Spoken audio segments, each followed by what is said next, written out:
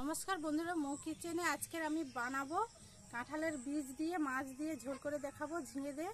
তোমরা প্রথম থেকে দেখো ভিডিওটি আর আমার পাশে থেকো। চলো রান্নাঘরে।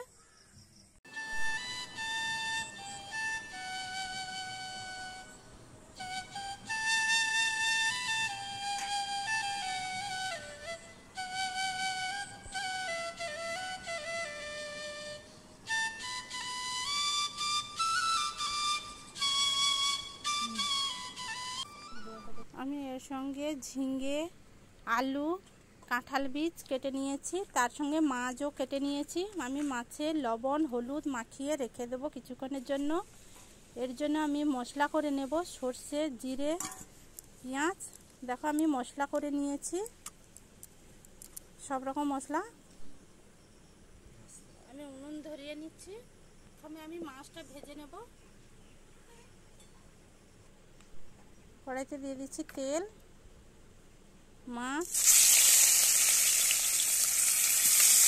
আমি ভালো করে দুপাশ ভেজে নেব। মাছগুলো তুলে নিয়েছি, সেই মাছের তেলে আমি দিয়ে দিচ্ছি পেঁয়াজ কুচি, হলুদের গুঁড়ো, লঙ্কার গুঁড়ো, আর আমি টমেটো নেই, দিয়ে দিচ্ছি টমেটোর সস আর জিরে সর্ষে বাটা দিয়ে দিয়েছি। দিয়ে আমি ভালো করে একটু মশলাটাকে কষিয়ে নেব। দেখো আমার মশলা কষানো হয়ে গেছে। এর সঙ্গে আমি দিয়ে দিচ্ছি ঝিঙে, আলু দিয়ে একসঙ্গে একটু ভালো করে নাড়তে থাকবো। তারপরে আমি দিয়ে দেবো কাঁঠালের বীজ।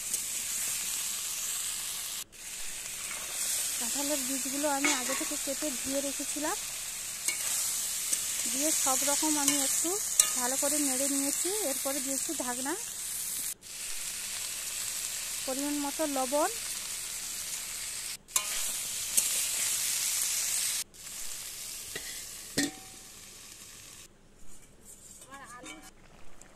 দেখো আলু সেদ্ধ হয়ে গেছে, আমি জল দিয়ে দিয়েছিলাম অল্প, আর ঝিঙে থেকে জল বেরিয়েছে।